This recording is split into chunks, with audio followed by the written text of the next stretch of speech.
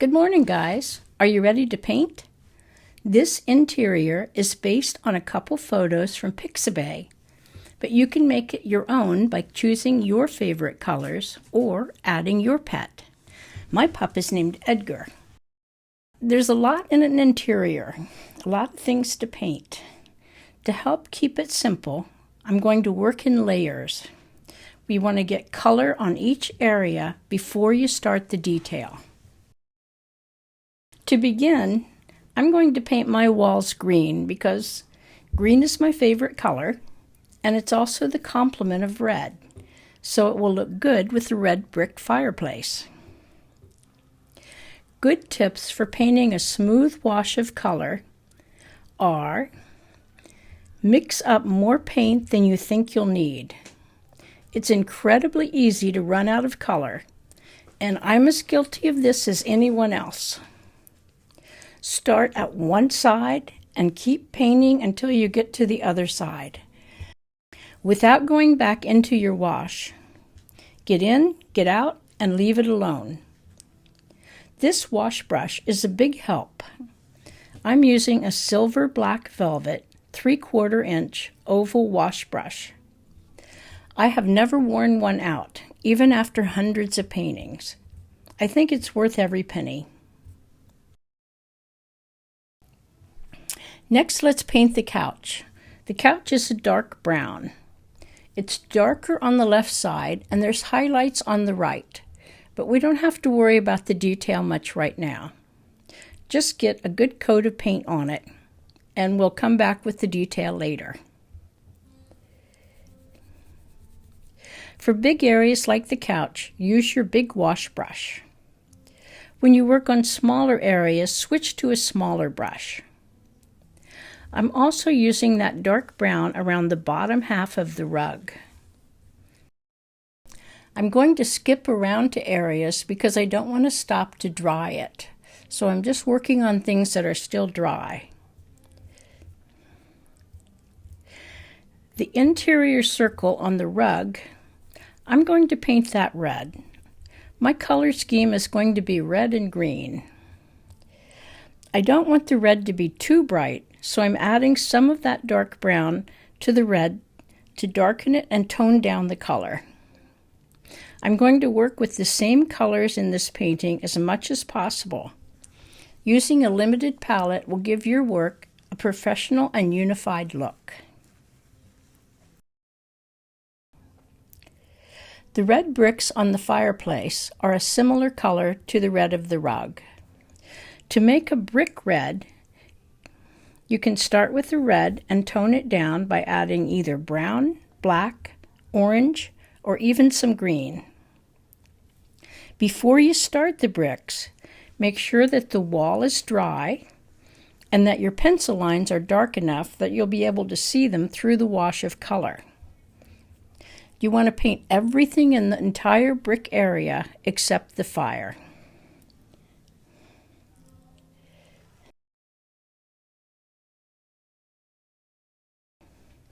While that dries, paint the lampshade. Mine is going to be yellow like the photo. To give it a glow or lighter area where the light is, you can dab up some of the color with a paper towel while it's still wet. The bottom of the lamp is beige, and I make that by adding some of my brick color to the yellow.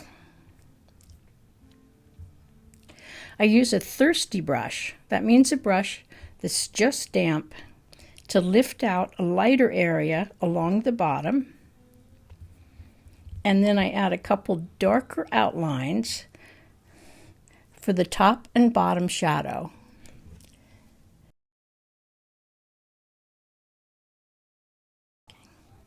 The red in the rug is dry, so I mix up a darker green and paint the outside rug area.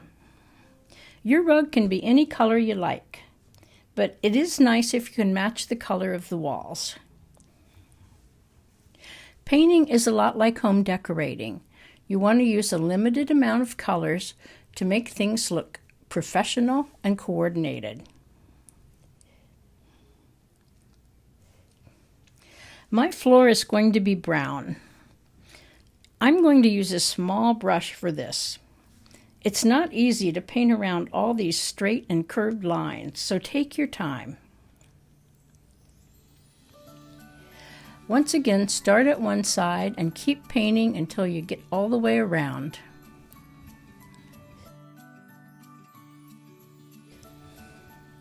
The coffee table is dark brown like the couch.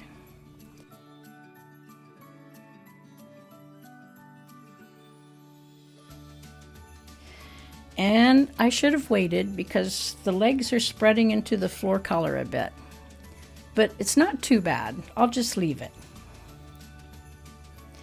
The dog's ball is also yellow in my painting. Now most of the objects have their first wash of color. The second part of this tutorial is all about adjusting the values so that your interior looks realistic. Let's start with the darkest bit. That would be the inside of the fireplace. I'm painting black where I see the dark in the photo. The top line is a straight hard line, and then as the black comes down, it gets softer edges below.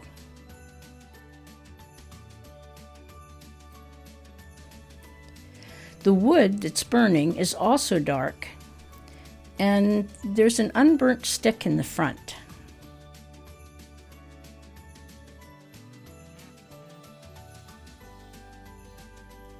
Now we need more red brick color.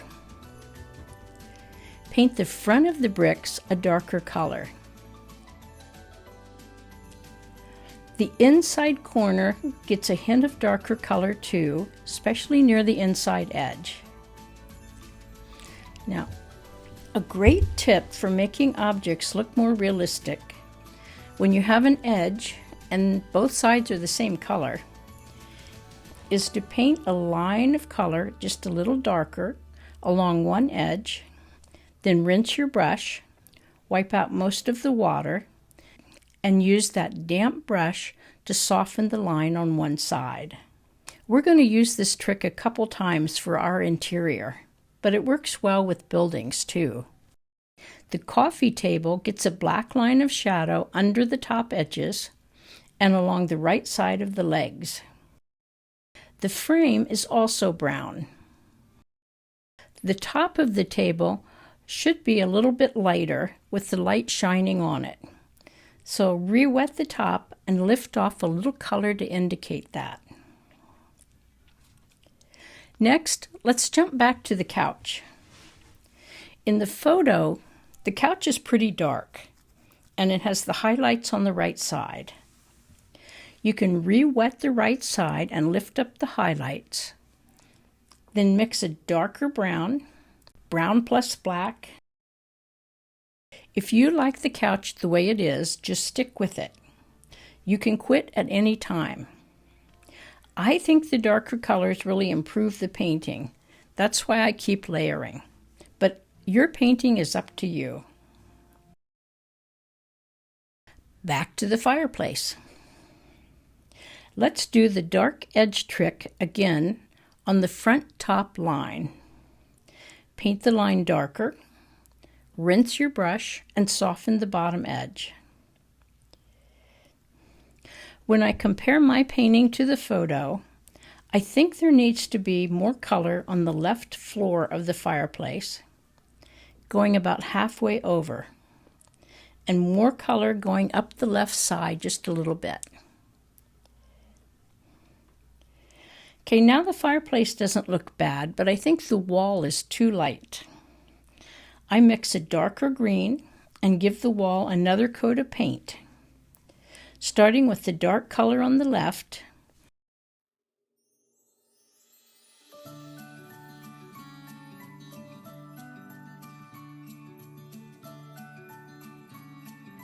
so that it's lighter on the right side between the lamp and the fireplace.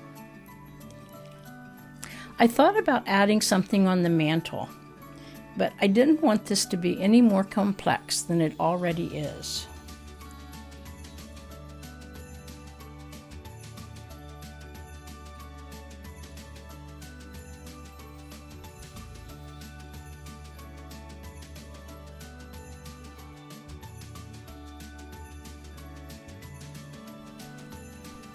With the wall darker, I think the corner of the floor also needs to be darker, where it's the farthest away from the light. That would be along the bottom and the right side. The light is coming from the lamp and the fireplace. Darkening up the edges helps keep your viewer's eye in the composition. The picture hanging on the wall is the last bit that's too light. So I'm adding dark brown to the frame and just a little light gray to the white area so it doesn't stand out. I think we're ready for the fire. Fires are mostly white with some yellow and a touch of orange or red. If you like detail, we can suggest some bricks in this fireplace. But just suggesting a few bricks will give you better results than painting every brick line. I know you guys out there who love detail could really get into it and measure them exactly, but be a little more artsy. It's easier and you get better results. Use a damp brush to re-wet a line of brick grouting and then dab up the paint with a paper towel. Don't outline individual bricks. It's going to look better if you just lift a few horizontal lines and then add a few vertical ones. Most of the bricks I'm suggesting on the front parts of the fireplace, and I'm going to leave most of the inside just plain. Add a dark line at the base of the fireplace also. Now that the fire is dry, we can soften up some of the edges. Use a damp brush to gently rub the line of the fire and dab up some of the paint. That leaves a soft fuzzy edge that looks like the fire is moving. You can soften all the edges or just a few.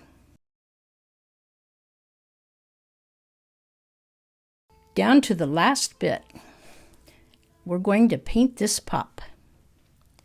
This dog is a golden retriever, so his color is raw sienna, and if you don't have that, use your brown plus yellow.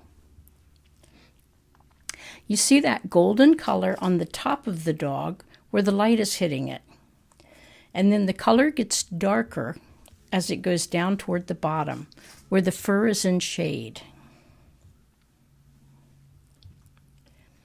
I'm going to leave his face white, like I see in the photo. I think this was an older dog.